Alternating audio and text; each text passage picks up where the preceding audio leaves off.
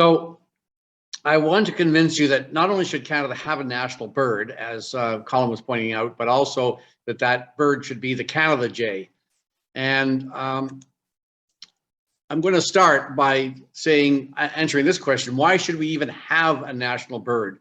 Well, first off, as you all know, bird watching is still one of the fastest growing hobbies in North America and other parts of the world, and especially so during the pandemic.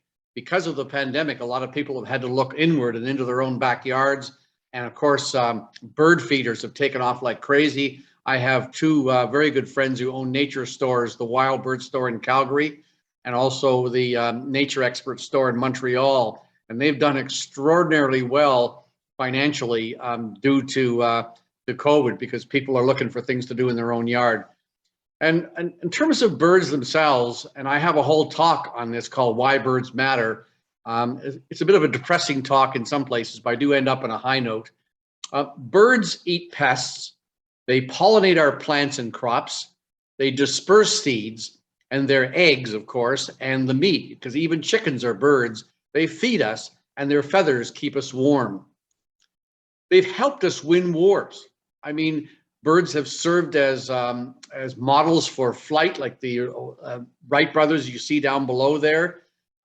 They've acted as messengers, like carrier pigeons for stranded sailors at the sea and detailing military army movements and so on. As sentries, they've used chickens as sentries and so on. And they've also served literally as canaries in a coal mine, as you can see that picture down the bottom there, second from the left.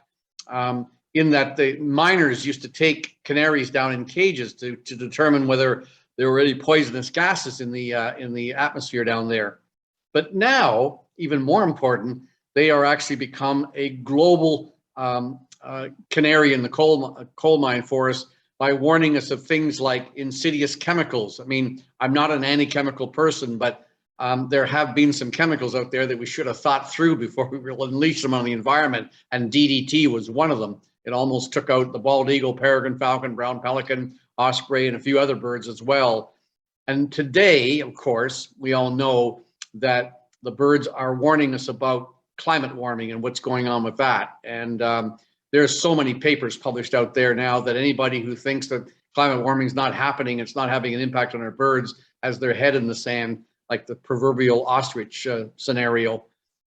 Birds also have an intrinsic value. They have inspired many, many writers and filmmakers, composers and astronauts and so on to do the things they do. And I mean, I could go on and on about the number of films out there that have been inspired by birds, and people who compose music, people like Mozart and Beethoven and so on. And of course, astronauts are look up in the sky and see birds flying and want to be like that.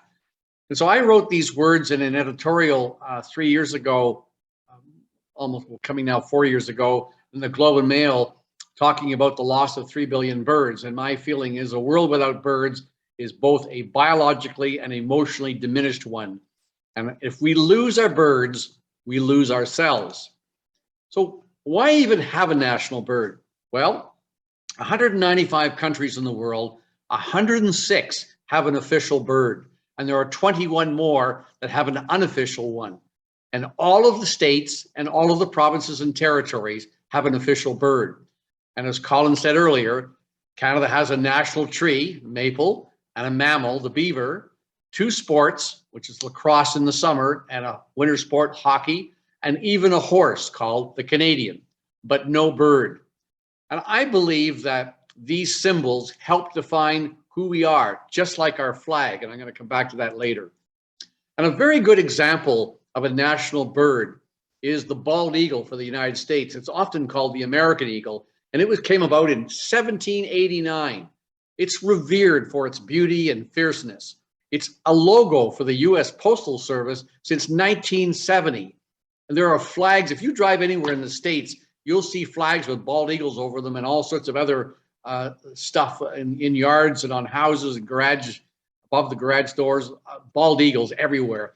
And trained bald eagles are flown commonly at events like the Indy 500, the World Series, and the Super Bowl. And speaking of the Super Bowl, I want you to draw your attention to that arrow down below. That's a picture I found of a bald eagle clutching the quarterback, Tom Brady, who used to be with the Patriots and who's now with the Buccaneers. And he's looking very much like he's going to win his second Super Bowl.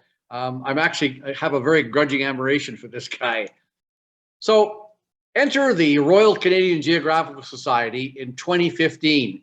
They decided to basically sort of stimulate discussion among Canadians as to what would be a good national bird for our country, because we didn't have one, still don't have one. And so they created the National Bird Project. And it wasn't to actually choose a bird, it was just simply to get Canadians talking about it. And so what they did is they partnered with Birds Canada and came up with 40 species. And I'm going to come back to that, why that should have been maybe less than 40, but I'll explain later. They came up with 40 species, candidates, if you will, and put them out there. And then they invited people to write in essays and so on to push for their favorite bird. Well, I'd already been given some thought to this whole idea back in 2009 in my a column I was writing in the Montreal Gazette. And I went through a Birds of Canada book, the old one, and found that there was really one bird that sort of fit most of the criteria that I would choose for a national bird. And it was at the time, the gray jay. So I formed what was then called Team Gray Jay, now called Team Canada Jay. And it has about maybe, anybody can join it. All you have to do is just send me an email and say, I want to be part of Team Canada Jay, and I'll add you to the email distribution list. And I don't send out very many emails, but when I have news to talk about, then you hear about it. And so I had this signature poster put in my email. It was created by Joel Coutu, a birder in Quebec. And one of the big celebrities that I managed to snag for my team, and who also wrote an essay for the Stumping for the Gray Jay at the time, was Robert Bateman. He's a big fan of this bird and thinks it would make a great bird for Canada. And then John and Janet Foster, who a lot of more Ontarian people know, but they are iconic Canadian wildlife cinematographers and so on, and they were very much supportive of this bird. And then the contest, if you want to call it that, was going fairly well, but it got a real boost when the Canadian comedy show 22 Minutes decided to do a couple of satirical sketches on it. And Kathy Jones was thinking about the Canada Jay. She said this: "I'm not a fan. There's hardly any meat on it. Now a loon, on the other hand, that's good eating." And this really got people interested in this contest. And so here are some of the things I wrote in my essay, Stumping for the Gray Jay at the time. There were 13 reasons at that time. Now there are 18. And the very top one was location, location, location. If you look at this range map of the Canada Jay, you can see that other than extending into Alaska and down through the Rocky Mountains into the States and maybe a little bit into the northeastern states, the range of the Canada Jay practically mirrors our borders. It breeds in every province and every territory. Not in great numbers in Prince Edward Island, but it's still listed as a breeding species there. It's also a totally unique bird for Canada. It's not found in any other country in the world, save for the United States, unlike the snowy owl and the common loon, which came number 2 and 1 in the contest, but I'll explain that later on. And the snowy owl is actually a circumpolar species. It's found in many countries all around the world in the top third in the Arctic areas. And the common loon even has a European counterpart over there that looks just like the one we have here in Canada. And so the Canada Jay is not an official bird for any other geographical entity. The common loon, on the other hand, is Ontario's bird and Minnesota's bird. The snowy owl is Quebec's bird. I helped make it so with Cliff Lincoln. And the black-capped chickadee, which came 5th in the contest, is the official bird of New Brunswick, Maine, and Massachusetts. So the Canada Jay is definitely unique and available. So when the Royal Canadian Geographical Society had an oral debate in Ottawa to help promote this, with the press invited, they had the minister at the time of Environment Canada and climate change. Her name escapes me. Catherine is her name, and it doesn't matter. She was there. She stayed for the whole thing. She gave some remarks. I thought she'd leave, but she said to somebody, I think we might be debating this in the House of Commons. I'll tell you a little bit more about those words later on. And so I took the whole debate very seriously. What they did is they asked 5 people to stump for the 5 leading birds in the contest. That was the common loon in first place, the snowy owl in second place, the gray jay in the third place, black-capped chicken, no, the Canada goose in fourth place. It'll be the Canada goose over my dead body. And in the 5th place was the black-capped chickadee. And the other 4 didn't take they basically had a lot of fun with it, but they didn't take it very seriously, whereas I did. And my wrap-up statement, I held up this. I said, when we chose our national flag in 1965, we did not elevate the Ontario flag, our most populous province, or the fleur-de-lis of Quebec. Could you imagine the conflict that would have created had we elevated either one of those 2 flags to national status? Instead, we chose something, in my words, fresh and new. And this is a flag that we're very proud of every time it's unfurled and hung over our winning hockey teams and Olympic events, et cetera, et cetera. So I think that fresh and new would be the best way to choose a bird for Canada. And it's all in the name as well. This bird was called the Canada jay for somewhere between 150 to 200 years. And in 1957, it erroneously, I underline the word erroneously, got changed to gray jay by the AOU checklist committee when they lumped the Oregon jay and the Canada jay together. There's an article in Ontario Birds in 2017 written about it. The bird's also called, and somebody mentioned this earlier, the whiskey jack. This name has nothing to do with the popular beverage, but a little bit more on where it came from later. The Latin name of the bird is also Parasaurus canadensis, and the French name is Messager du Canada, which means a composite of chickadee and jay. I've underlined the word chickadee because it might give a little bit of solace to those who were stumping for the black-capped chickadee. And this picture here, painting, is an illustration of a Canada jay.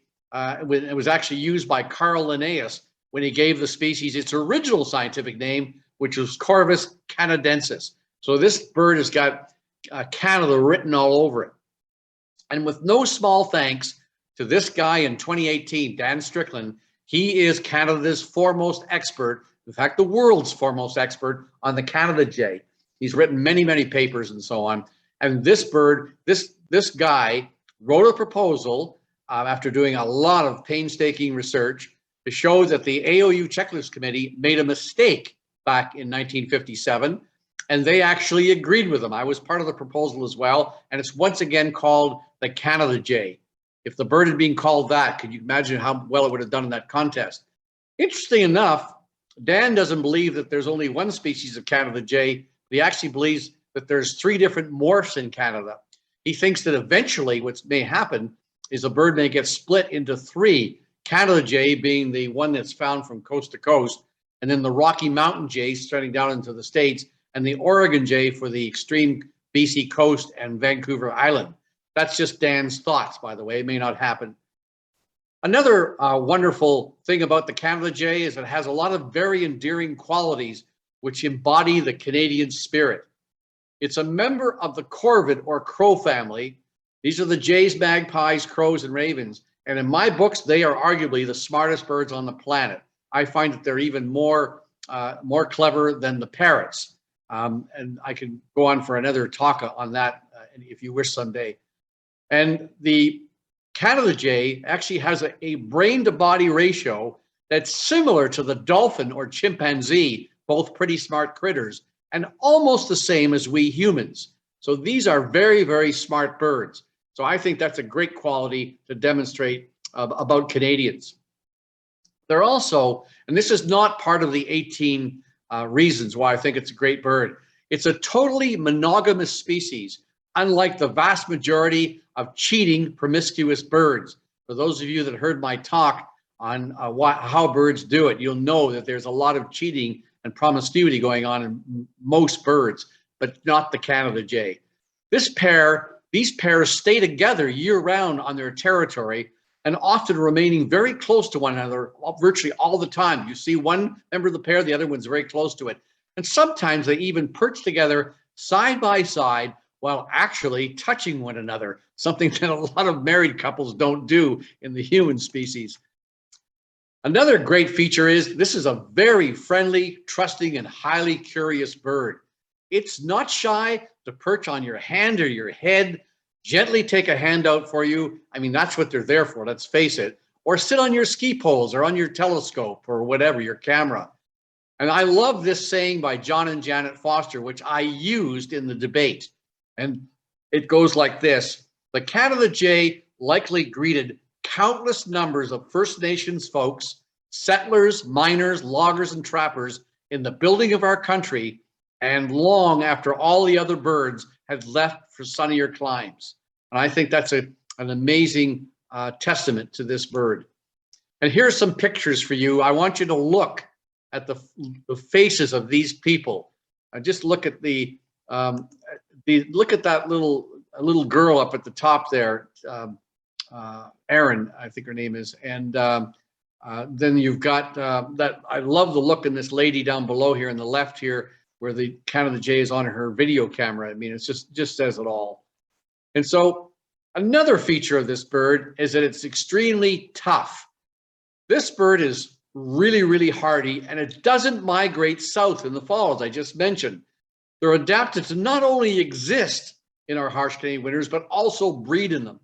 And they are capable of incubating their eggs at 30 below zero centigrade. There's a picture down below there showing one sitting covered in snow while incubating its eggs. So far you've got an intelligent bird and a very friendly bird and a tough bird. So these are all looking pretty good for we Canadians. And in terms of keeping themselves warm, these birds have beautiful fluffy plumages that keep their feet and their toes toasty warm. You can see they can draw it right down over their bare legs and feet. And they can even draw feathers over their nares, their nostrils, to keep the cold air from being inhaled in the bird. And some other adaptations, not necessarily unique to Canada Jays, are that they can undergo hypothermia at night to save energy. And they'll sunbathe even on the coldest days, just like that idiot down below there in the snow on a lawn chair. And a lovely little behavior of these birds, of the females, is that they will spend lots and lots of minutes each day engaging in nest jabbing with their beaks to keep the nest plumped up and warm for the nestlings. And the coolest thing of all about Canada Jays is that they have special glands inside their mouths that secrete sticky saliva. And what they do is they take food items like fungi and berries and insects and so on, and use their sticky saliva, thousands of items per day, and they stick them under the tree bark above the snow line, unlike blue jays that stuff them in the ground where they wouldn't be found under the snow. And on top of that, they also remember a lot of their locations. What they do is they create larders so that they're able to have food in the basically the dead of winter, where there's tons of snow in the ground and cold temperatures. They also have a lot of connections to our First Nations people. Now, talking about the name Whiskey Jack, it's actually not as you might think.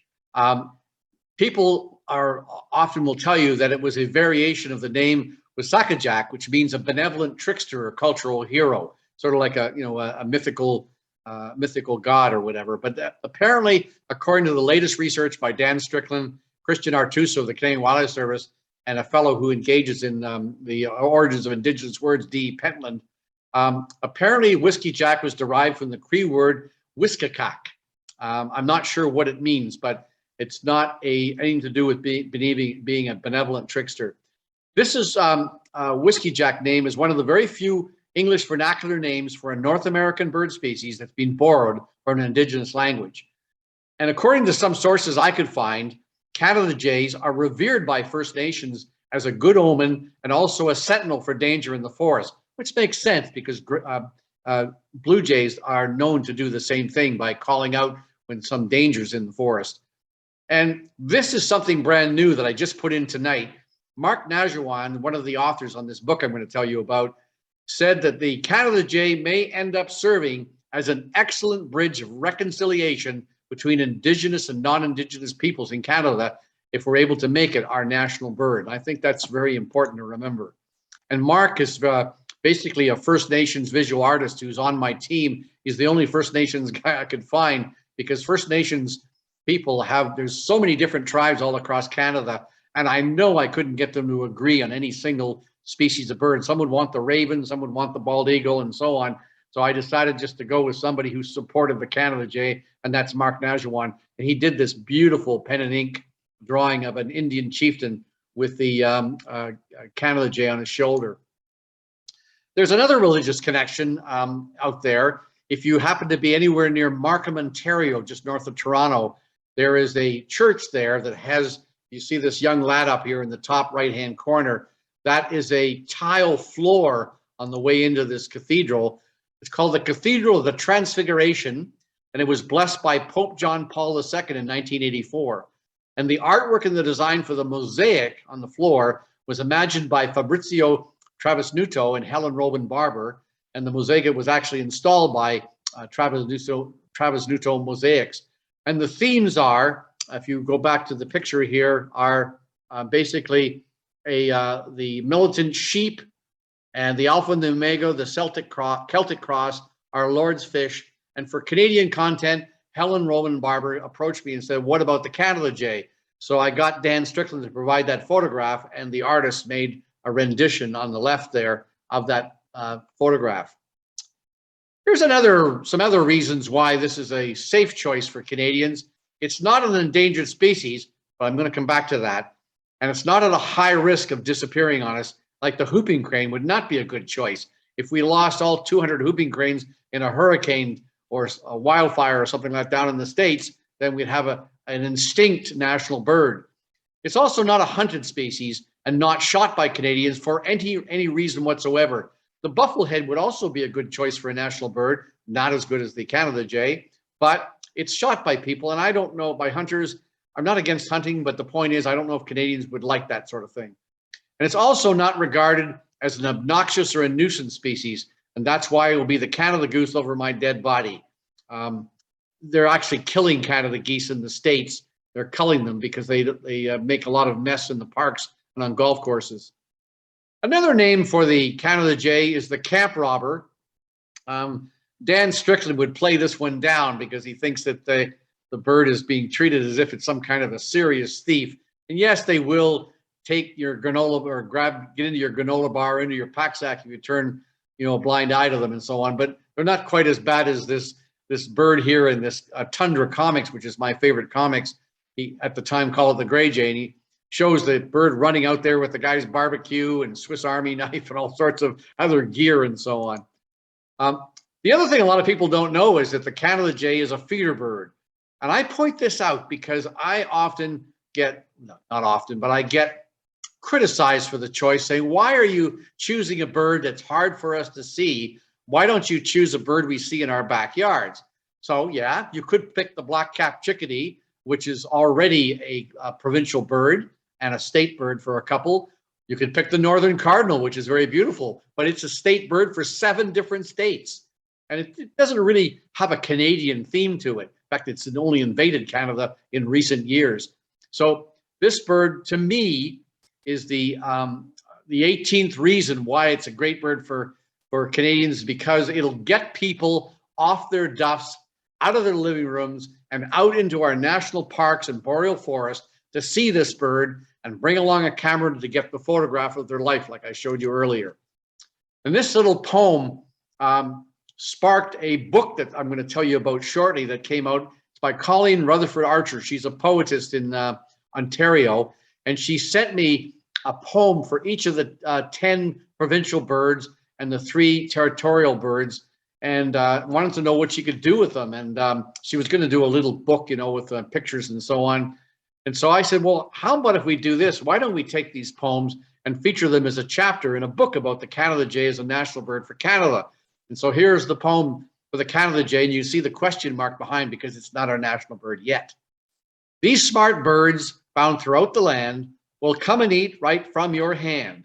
Sometimes called a campground robber, they cover food with preserving slobber, then store as much as they can stash and dine in winter on their cash.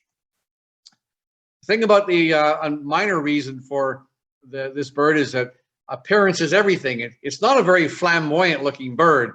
And I think this best represents the conservative, understated nature of Canadians. We're not a flamboyant people. Well, Don Cherry is and was, but anyway, he's just one guy. It's a great bird for logo design because it doesn't have a lot of different colors in it and so on. It's black and white pretty much, a bit of gray.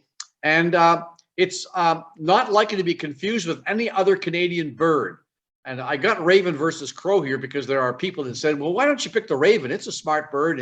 It's really a good hunter, but it's already a bird of the, I think the Yukon or the Northwest Territories. One of those two already has the raven, a common raven. And the fact is that 99.9% of Canadians cannot tell the difference between a raven and a crow. So you would have Canadians pointing out crows all across the country to visitors and tourists saying, look, there's our national bird, when it's totally wrong.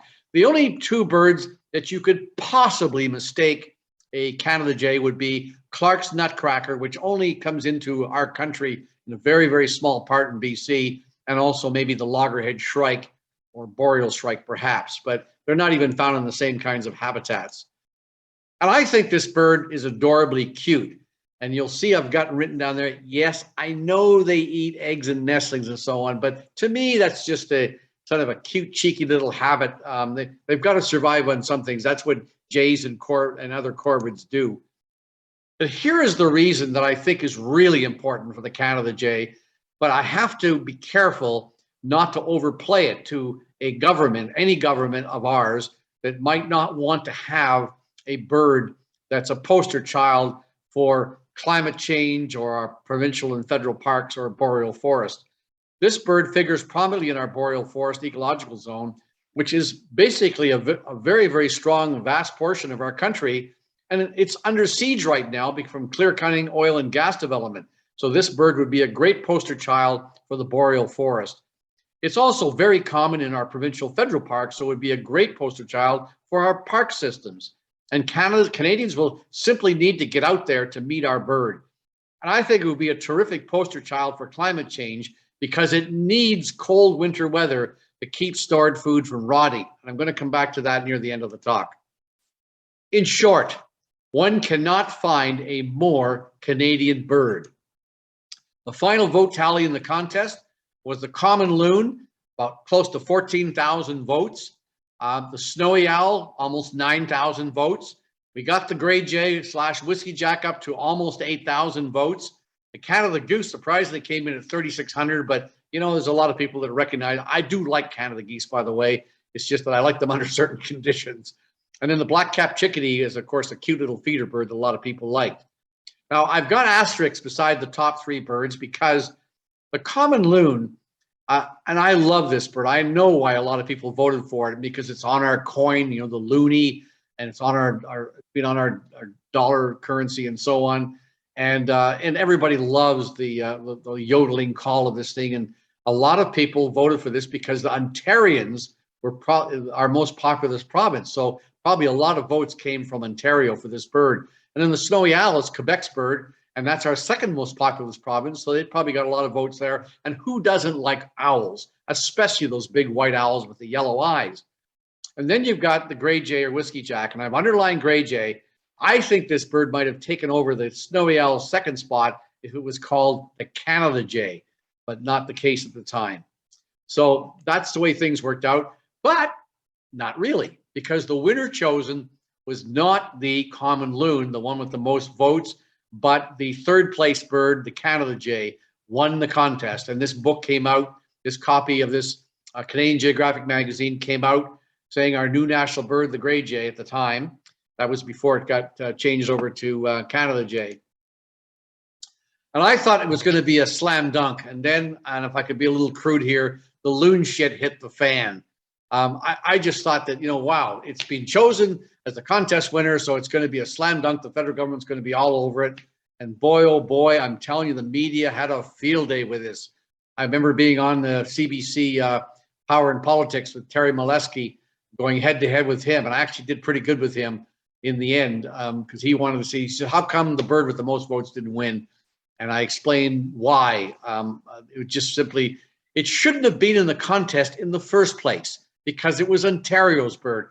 The snowy owl, the black-capped chickadee, they shouldn't have been there either, or the raven, because those birds were already taken. And so that was the argument that I was using in a big way. And the other thing is that the reason what this caused, this media flare or whatever, caused the federal government to say, look, this is too controversial. The last thing we need is more controversy. So they told all of their ministers not to touch it. So anybody who wrote in asking their MP, okay, I want the Canada jay to be our national bird, please make it happen. They got back a standard letter, same letter all the time, saying Canada has no plans at this time to adopt any new national symbols. And it just kept happening. And so we found out later on that it was because Trudeau had told his ministers, don't touch this. We had nothing to do with the contest, so we had no buy-in. And besides, it's just too controversial. And the other thing is, we believe in due democratic process as a government, and that didn't happen in this contest. So what's next? Well, we need to get the feds to buy in, because I'm not happy with this just being in Canadians' minds as their national bird. I want it to be officially ratified by the Parliament. So Canada's 150th birthday in 2017 came and went. I thought for sure they would do something then. Then the big International Ornithological Congress in Vancouver next year came and went. There were all kinds of federal ministers there roaming the halls of the Congress Center, but no announcement was made, just some stamps, and not even the Canada jay among those bird stamps. We got the name changed back to the Canada jay. Still, nothing happened there. I had media contact me say, what gives? Why is nothing happening? And so this is what we decided to do. We came up with a website. It's very simple. All you have to do is just Google Canada jay. That's all you really need to Google, but canadajay.org, and you'll get our website. We're still working on this website. We're working on the French aspects and plan to fill it in with more stuff. But by and large, if you visit the website, there is a petition there that you can sign. It's a change.org petition. They're not as powerful as the ones that are run by the House of Parliament, but the House of Parliament one can only stay up for 120 days. And that's only basically 4 months. So I'm a little loath to play that card just yet. That's the one that the government will pay more attention to. But I'm going to wait till the next thing happens. And that is, well, first of all, let me tell you this. So not that long ago, in 2021, Canadian Geographic came out with another cover for the Canada jay, talking about, with an article here by Julia Zarankin, talking about the Canada jay and all its attributes and so on, and some biology. And so that came, and still no word. So I got together with, thanks to Colleen Rutherford Archer, several other authors, and we put together a book called The Canada Jay, the National Bird of Canada, ? And it's got a foreword by Robert Bateman. It's being published by Hancock House Publishers in Surrey. The official launch date is going to be Earth Day, April 22nd, 2022. I don't think that it's going to get us our ratification of this bird by, as Colin mentioned, by this coming Canada Day. I'm shooting for 2023 now, because these things don't happen in a heartbeat. You know, they take a long time to be debated and so on. And all the profits, by the way, are going to go to bird conservation. Nobody, none of the photographers, none of the painters, nobody, not me, writers, none of us are getting any kind of money for this at all. And even Hancock House Publishers is not making money out of this. Any profits we get are going to go to a combination of Birds Canada and the Society of Canadian Ornithologists. And the back cover endorsements include Stephen Price, who's the Emeritus President for Birds Canada, Quebec Oiseau, I'm very proud of that grab there, Nature Conservancy Canada, the Society of Canadian Ornithologists. Wanted to get one American in there, a well-known David Sibley, Field Guides, has put an endorsement in there, and so is Rick Hansen, the Man and Molson Foundation is in there. And yes, I did try I did try Margaret Atwood, and she just simply, well, the excuse she gave me was that, and through a handler, not me directly, was that she had too many plates being balanced in the word, her exact words being balanced in the air, and didn't really have time to get involved with this. All she would have had to do is literally pick up the phone, call Trudeau and said, I want the Canada jay as a national bird, and it would be done. But I can't seem to convince her of that. I'm hoping that we're going to be sending her a copy of the book, and we'll see what happens with that. And I tried some other people as well, but I just simply, even Chris Hadley, the astronaut, I just couldn't get past the handlers, unfortunately. So if any of you know any way I can get at those people, because I can put the endorsements on the website for sure. So our current plans are to use the website to get endorsements from organizations like yours and well-known Canadians across Canada, as well as signatures on that petition, or as I said, the second official one, House of Parliament one, at a later date. Senator Diane Griffin has taken a lot of interest in this this issue, and she's going to put forth a Senate motion to inquire the summary this summer after the book comes out. And then, of course, the latest election that we just had in September kind of threw a monkey wrench into things. Maybe it'll play into our hands. I was told by the MP for NDP, who's on our team, Dick Cannings, that the best outcome would have been, don't groan, would have been a solid Liberal majority, because then they would have had some time on their hands and probably said, okay, fine, we're good for 4 years now, and we can do what we want. Let's do this national bird thing to give some Canadians some light news or whatever. That might have been one way they're going, or they might have dug their heels even further. Another way to look at it is that maybe with this kind of shared government, the Liberal government and the Conservatives and the NDP and the Green Party might all get together and say, let's do this collectively, which would be the way I would like to see it done anyway. And of course, COVID is complicating our efforts. And that's why I'm shooting for 2023, because now we have Omicron out there. You know, we have people dying of COVID right now and facing financial ruin and stress and all sorts of things. This is a very frivolous issue compared to that. And so I don't expect the Canadian government to spend even a minute on it for now. What we're going to do, though, with that book is we're going to send it to each and every MP in every party. At some point, they're all going to have a free copy. So here are some things, and this is listed in the book, that we Canadians can do to promote the cause. First, buy the book and gift it to your friends, and even better, give a copy to your local federal member of parliament. We're going to do that anyway, or any other influential folks you might know. Contact your MP by email, your federal MP by email, telephone, or even better, in person, and tell them that you want to see the Canada jay officially recognized as our national bird, and sooner than later. And then also go outdoors to a nearest boreal forest, whether it be the national or provincial park, a ski mountain, and seek out this bird to see how beautiful and friendly they are and appreciate the magnificent habitat that they live in. Introduce your children, your grandchildren, any children to the Canada jay. And don't forget to bring along your camera for a photograph they'll never forget. Make a donation to your favorite local, national, and or international organization that's committed to saving Canada's boreal forest, conserving our birds, protecting our national and provincial parks, and or fighting climate warming. And for those of you who are lucky enough to entertain Canada jays as your backyard feeders, and there are people in Alberta and Nova Scotia that do, ensure that your feeders are clean and filled with fresh food and safe from window strikes and predation by cats, hawks, and owls. Visit the Canada Jay website, sign the petition, and if you are some sort of celebrity or you know a celebrity, you got a buddy, then try and get them to maybe give us an endorsement, as I mentioned earlier. And if you're a member of some sort of stakeholder organization with strong roots in Canada, it doesn't matter whether you're nature related or not. You could be a clothing chain, you could be a mining organization, forestry or whatever. Those are even better than the nature ones, because it tells the federal government that Canadians of all backgrounds care about this issue. And try and get your organization to write a letter of endorsement, or at least a quote for me that I can use.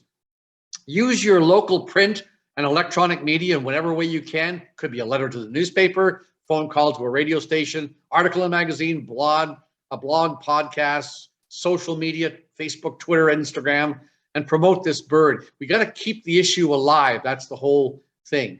And if you are a federal politician listening to me right now, and I know you're probably not, whether you're serving in the ruling party or not, please do everything in your political power to make this happen, make this bird our newest national symbol. Now, I just added this slide tonight because I've been getting a few bits of disturbing news about our bird. According to a recent study by Ryan Norris, the other Canada Jay expert in Canada, and Dan Strickland and some students, they show that the number of breeding pairs in Algonquin Park has been halved in recent years. And in fact, there was only one Canada Jay counted on the 2021 Deep River, Ontario Christmas bird count, which is very close to the Algonquin Park border. Colleen Archer sent me that. And 7 jurisdictions, Dan Strickland tells me, now report a range edge decline in Canada Jays. These include Arizona, Colorado, Minnesota, Wisconsin, Ontario, New York, and Maine. They don't have a lot of birds, some of those ones like Arizona and Colorado, but they're showing that the birds are basically disappearing from those areas. And one last thing I want to point out is that a little sidebar here, and that's in the book as well, is hand feeding Canada Jays a bad idea? Well, I had a discussion with Dan Strickland, who knows more about this bird than anybody I know. And he says that it's a pleasurable campsite or trail site activity, which inspires a love for nature, especially among kids. They really get an appreciation for birds and so on by getting close to these birds. And the experiments that Dan has done and others have done in Algonquin Park show that the winter food supplements that they get from these handouts from hikers and skiers and so on lead to not only more, but healthier nestlings.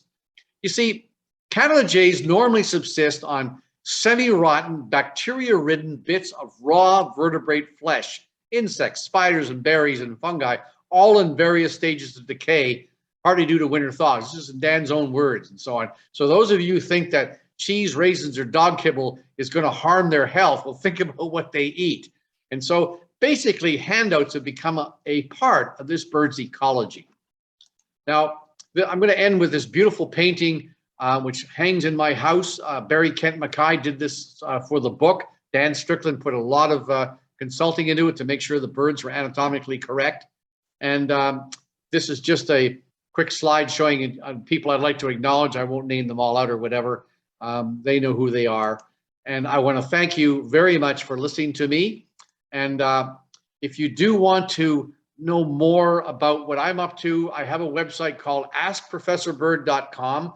I have other talks, by the way. Why Birds Matter is one. I have another one on drones and birds, and another one called basically Birds in the Backyard, Beyond the Basics. It's all a Q&A thing. It's one of my newest talk.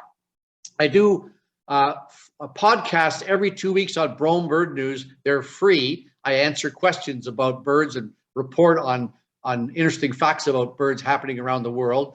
I have a bi-monthly column on birding in the Canadian Wildlife magazine, published by the Canadian Wildlife Federation, and a bi-monthly column on watching bird behavior in Birdwatchers Digest magazine. And I do a monthly Q&A on the Wild Bird Store birding news. And of course, as I mentioned earlier to some of you, I'm the consultant editor for Birds of Canada, Birds of Eastern Canada, Western Canada, and the Pocket Birds of Canada. And that is it. And I'd be happy to answer questions for as long as you would like. Wow, thank you very much, David. That was a wonderful presentation. I learned a lot of things about the Canada Jay I didn't know before, and certainly solid reasons why we should pursue this and hopefully convince our government to agree with you and make it a national bird. I don't see any reason why it couldn't be made a national bird. So how do we'll find out. So we're still doing if this book doesn't do it, Colin, I don't know what will. Yeah. So where will you be able to buy the book, David? That's a good question. Well, we're still looking into ways to marketing the book. Of course, it's going to be made available to better bookstore chains and also nature stores. And I'm not sure about Amazon. We're trying to keep the price of the book down to around roughly $12 to $15. We don't want it to be an expensive book. It's a pretty little book. It's got a lot of color in it, a lot of color photographs, and there's a lot of I mean, I've just given you kind of a summary of what the book's all about in this talk. And so it'll be readily available. And I guess we're hoping, of course, that organizations like yours will run reviews of it in your newsletters and so on. I think by word of mouth, it'll get around and people will hopefully buy it in great quantity. I'd like to see Canadians everywhere get a copy. If I could give every Canadian a free copy, if I could afford to do that, I would. Yeah. Will it be available directly from the Hancock House publishing There we website? go. Oh, I'm sure. Absolutely, it'd be there for sure. Yeah.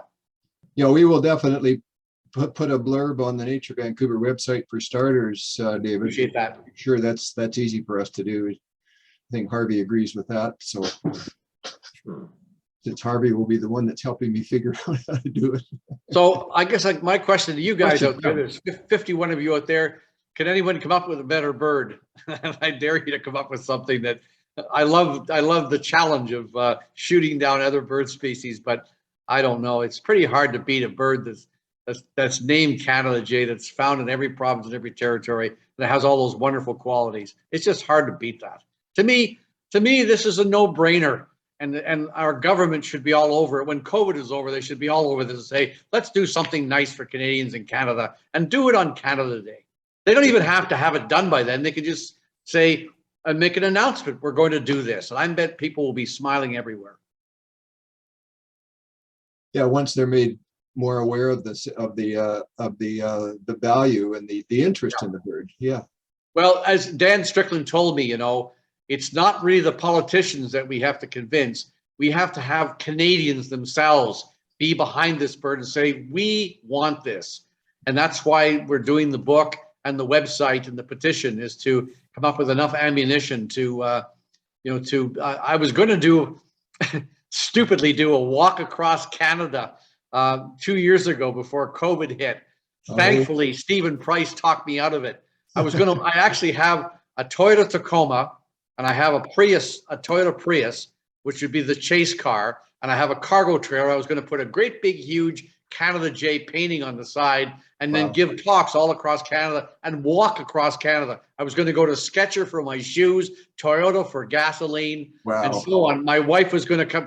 God bless her, she was going to come with me and do this. And then Stephen told me that, Dave, it's not 8,000 miles across country. It's twice that, or whatever the heck it is. I don't know how much it is across our country, but it was twice what I was thinking. Because I was thinking I could do it maybe 2/3 of a year. He said, you'll be walking for a year and a half. And he said, so many people tried walks across Canada. I even had, what the hell did I had a really great name for it. Yeah, the Great Canada Jaywalk. What a great name, by Dr. Bird. So I think I have this idea that the press would be all over this, but Stephen said, Dave, you'll probably be very disappointed. So he talked me out of it and saved my knees. So I'm very grateful to him. Yeah.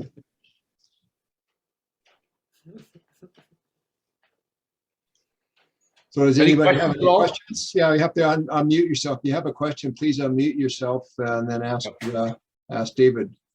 I would be happy to try to answer other questions about birds as well, because I am constantly getting news about them and writing about them all the time. So just to make things interesting for everybody, we don't have to talk just about the Canada Jay or whatever. I mean, it would be hard to come up with another bird anyway. So if you want to ask other questions, feel free. David, in 2018, at the International Ornithologists Convention, I volunteered with Rob Butler, who was part of Artists for Rob's on our team. Oh, good. Okay. Yeah, Rob is a big supporter of the Canada Jay. Wonderful. Yeah, Great. I really like Rob a lot. He's really one of BC's top bird biologists. I've gone to him for advice, and every once in a while he emails me and asks me questions about things. I'm quite flattered that he would even want my opinion. But I'm very in awe of him. He's just a great guy. Yes, thank you. We're lucky to have him.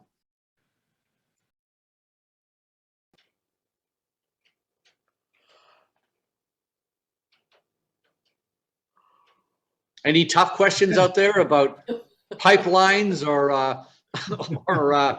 wildfires or climate change or anything like that? Take your time. I'm in no rush to leave. David, I noticed that in the coast range here, the Canada jay seems to be prevalent above maybe 3,000, 3,300 feet, about 1,000 meters, and below that you get more of the Steller's jays. Yes.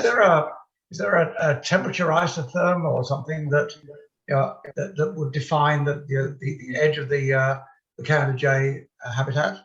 You know, it's funny you should ask that question, because Dan Strickland just published a paper on that with Ryan Norris, that very topic, looking for some kind of a magical altitudinal range or number or limiting factor or whatever. And I don't know if they found one, to be honest with you, because I've seen Canada jays in other places in our country that were not at high elevations. And when I go to Fernie, for example, you can see them on the ski hill, of course, there in Fernie, where my son lives, but you can also see them down lower on in sort of farmland.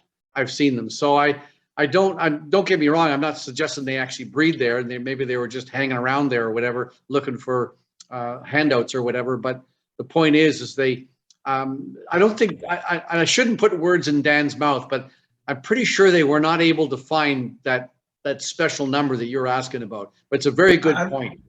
I wasn't thinking altitude. I was thinking temperature.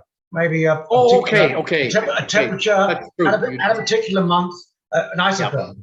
Yeah. I don't know if they looked at that or not. So I better not say anything more about it, because I haven't read the paper thoroughly. But if you send me an email, david.bird@mcgill.ca, I'll send it to Dan and he'll answer your question for you. Because if anybody would know, it would be him. And please do that. Please follow up on that, because I don't want to leave you with no answer at all. My email address is easy to get. You just have to go to my website, or you can just david.bird@mcgill.ca, and I will send it off to Dan for sure. And also to Ryan Norris. That's a good question. Yeah. I remember when Vancouver was having their competition of a Vancouver bird. And yes. Okay. I think Anna's won. Was it bird of the year or I think so, yes. But the Steller's jay is BC's bird. Right. It beat out the peregrine falcon, much to my chagrin. Right. The kids just like the idea of the Steller's jay over the peregrine falcon. But they have a bird of the year, right, in Vancouver every year? I think so. I didn't But hear the Anna's anything about hummingbird is now the city of Vancouver's official bird. Ah, is it? Yes. That's a good choice. I like that choice. But I was a little annoyed that the bush tit didn't even get in the running. And that's one of my favorite birds. Yes, my wife and I love those when they come through in their little gangs. They just show up out of nowhere. They eat a bunch of your food, your suet and so on, or the various seeds in your things, and then they just take off. They're gone. They're so cute. And they're so social, and they wait their turn at the feeders, and they just seem such a nice, kind little bird. Yeah, unlike those greedy white-winged doves and mourning doves, eh? And I wondered if it was because of their name.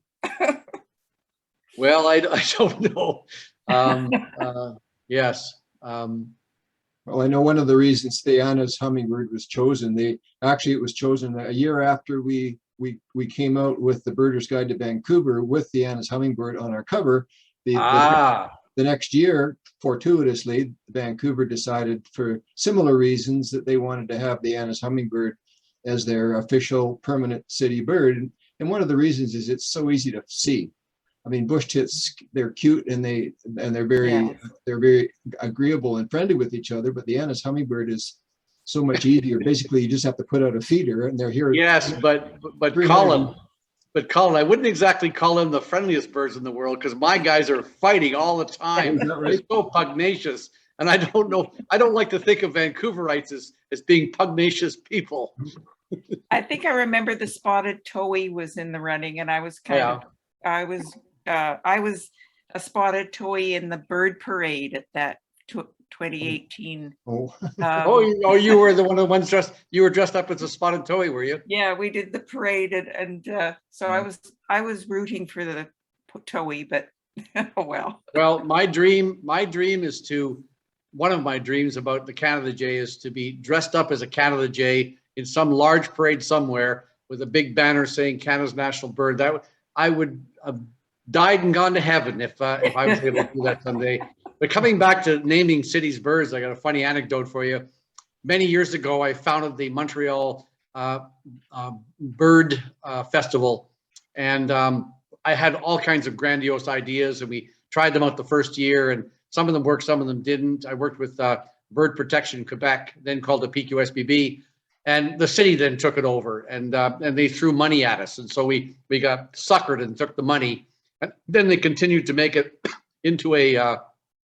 They have a thing there called the Biodome, which is like an indoor zoo. So they just made the Montreal Bird Festival part of the Biodome. And so, but what they did the first year is, to promote it, or what I did is I had a name the bird, the official bird of Montreal. And I had several candidates in there, including, well, I won't bore you with all of them. So on Great Blue Heron, Screech Owl, and Peregrine Falcon were in there in the running. And I was very confident that the Peregrine Falcon was going to get the nod because Montreal had those famous Sun Life peregrines for many, many years before they'd gone into other cities, and now has maybe 10 to 15 pairs of peregrines in the city now. But so does Vancouver, by the way. But I was so certain it was going to happen. So the city allowed the school children to vote. And what did they do? They voted for the prettiest bird among them, the American goldfinch. I was so crestfallen that they, the peregrine falcon is the fastest organism in the world, 320 kilometers an hour, and it's cosmopolitan. It's a perfect bird for Montreal or any city for that matter. But the American goldfinch won the day. Nobody even knows that fact. Coming back to the Canada Jay, there's a question in the chat from Mariana asking about their lifespan. Their lifespan would be somewhere in the neighborhood. Well, you have to understand that a lot of little songbirds, raising chickadees to robins and so on, generally on average, do not live that long. The little guys, the chickadees, probably live on average about 2 to 3 years. Now, I'm taking in consideration the whole population, birds that just leave the nest and they're kind of dumb and they get picked off by hawks and cats and this sort of thing. And so when you put all of that together, little songbirds don't last much more than 2 to 3 years out there.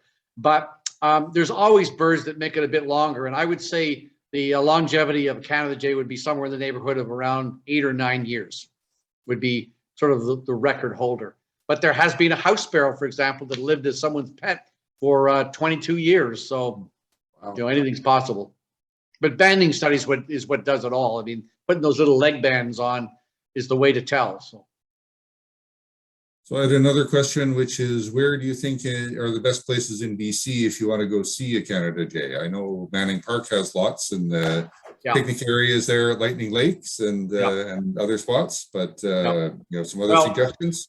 Certainly Mount Washington is a classic place. I mean, I've been up there with Dan Strickland's been doing studies up there and still does studies up there every year. And there's a number of pairs that breed up on Mount Washington. I've heard that and on Vancouver Island where I live, that the Malahat Highway up there in the high elevations there, you can see them in there, but not so easy. But I would think that any sort of altitudinal boreal forest type park in British Columbia, certainly in Fernie, whenever I go up into the hills with my son's little old Toyota truck up in the logging roads up there, I always see Canada Jays. But like I told you, I also see them down in the lowland part of the valleys as well. So they're not a bird that you're going to, I mean, unless you go to a ski hill. I mean, Whistler has them and Fernie Ski Mountain has them. So any major ski mountain, any of those ski hills in BC, that's the best parking lot's best place to go. Make sure you bring some dog kibble with you. They're definitely up on Seymour Mountain and on Cypress as well. What about Grouse Mountain? Have they ever been seen up there? Oh yeah, for sure. I would think so. If you go to any high point or even just a rocky knoll, where hikers tend to stop and admire the scenery and have a snack, you don't need to go looking for Canada jays. They come looking for you. Yeah. I should qualify something I said that, that new slide I put in there. I noticed that I rushed it so fast. I was putting it in literally 50 minutes before coming online because I wanted to sort of be truthful with you with the status of the bird. But I should add to that slide that Ryan Norris, there's an article that just came out recently on Ontario Birds, I think it's called, that same magazine that Dan wrote the article about the name change. And they were talking about how Canada Jays are, their population has slipped by half in Algonquin Park, where they've been studied for decades and decades and decades. And but Ryan Norris does say that the birds' population across Canada is still fairly stable. So it's not panic time yet, but it's certainly not a good news. But whether these birds will adapt somehow, I don't know. I mean, polar bears are showing some signs of adapting by preying on caribou and Canada geese and snow geese and so on. I mean, you'd like to think that that they might be able to do that, but sometimes it's just overbearing. The pressures of the changes in their habitats, that the food's not there, and they don't have enough time to adapt. It's not good. But I think what will happen is the Canada Jays will simply keep moving further and north in the country. I mean, we'll all be dead and buried by the time, if they were ever to disappear. Let's hope that doesn't happen. Yeah. Hi, Dr. Bird. Yeah. I don't know if they can hear me. I just, at the beginning of your talk, you were mentioning something about the importance of birds in history. And it reminded me that on one visit to the UK at Bletchley, there was a special exhibit dedicated to pigeons during the war. Yes. Which was quite fascinating. And, I think there was something like, after World War II, there were 32 particular pigeons had done incredible feats. Yes. Taking messages behind lines and stuff. And so it was quite an eye opener. The pigeons of war, it was called. Was it a small display in a larger museum, or was it a museum dedicated to the pigeons, or like was it just? No, Bletchley Park was all dedicated to the war, that big exhibit and the work that they did there. Okay. And so it was a small display in one of the army huts there. Yeah. Well, I'm going to go see that because I'm hopefully going over to England on Valentine's Day, and I'll be looking for things to do in London, which is not that far away from my daughters and son-in-law's place. So I'm going to look that up and go see that display, because I have heard about those birds. I forget where I read about them, but some of them have done incredible things. They got shot up in little bits, like had legs shot off and all sorts of things, but still got their messages back. Incredible birds. Right. A lot of them got medals, Yes, they were dropped. They were apparently dropped by parachute to resistant workers, and they had special instructions about how to wrap the pigeons up so that they would arrive safely. Incredible. Yeah. Wow. Thanks for that tip. I'll check that out. There's another question in the chats asking, how do Canada Jays get along with other corvids? That's a good question. My feeling is that by and large, they're probably somewhat territorial, and I don't think they'd be exceptionally friendly to one another. I mean, they're all very smart birds, but whether one's smarter than the other or not, I don't know. But I don't think I've seen any papers out there about how they deal with other corvids like ravens and crows and other jay species. But my guess is they probably avoid each other and try to avoid competing for the same food sources. But having said that, I'm sure that I do know that Canada jays will visit carcasses like a dead caribou or a dead deer in the forest. They'll definitely carcasses just like ravens and crows will do. But likely they will be subservient to the larger ravens and crows. I mean, I'm sure that a smaller jay will give a crow and a raven a pretty healthy respect. That's the bottom line. Good question. Hey, David, do you know if they've done any stashing studies with the Canada jay like they have with the, I think I mentioned earlier before this started tonight, I heard about a study last year done by some PhD students in Colorado, and they figured that of the thousands and thousands of nuts that the Clark's Nutcracker stored, they figured there was approximately a 95% recovery rate. Yeah. Remembering where they had stashed thousands and thousands of nuts. So I'm wondering do you know if there's any similar stashing studies have been done on the Canada jay, or? I'm not aware of any, but that's not to say there hasn't been any. But you know, there was a guy named Russ Balda who was I'm not even sure if Russ is still alive or not, but he's long since retired, and he took me to his lab. I'm trying to think. It was one of the southwestern states. Might have been Arizona. I'm not sure. There was a bird conference there, and Russ and another guy got distinction awards for their research on memory and the use of memory by birds. And he showed me this room that was about 20 by 20 feet, and it had one-way glass window in the door to look in. And they had all kinds of furniture. And when I say furniture, I don't mean like chairs and tables, but things like stumps and boulders and things that could be used by a bird to learn or remember where something is. And of course, they would hide all these seeds, or have the birds hide all these seeds, and then they would move all the furniture around to see how the birds were using their memory to remember where the seeds were. And what was really remarkable about this place is that the entire room was crisscrossed by photoelectric beams, just like you see in the bank heist movies where the guys are going in there and you get all those red beams everywhere and so on. So you just switch a switch on and all these beams. So every time the bird broke the path of the photoelectric beam, it would send a data point to a computer. So they would know where all of these birds had moved to. And I would have loved if Russ had got his hands on some Canada jays for that kind of study. I know he looked at pinion jays and scrub jays. I'm sure that the Canada jays would easily be as good as any of those birds, because they also store thousands upon thousands of seeds. But I can't say whether it's more or less than a Clark's Nutcracker. They just happen to be the ones that have been studied. But it's incredible what they can do. I mean, and another interesting fact is, and I'm surprised this hasn't been done, in another talk that I have called Watching Birds Naked, nothing to do with sex, but everything to do with sensory ecology of birds, what's under the feathers. I talk about the intelligence of birds.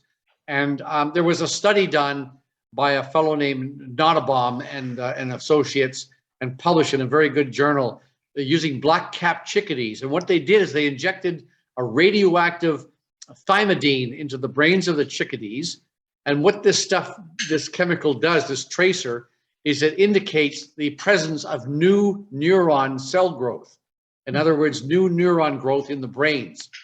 And they found that the greatest growth was in the fall. And that's when the chickadees have to best remember where they hid all the seeds for the winter months.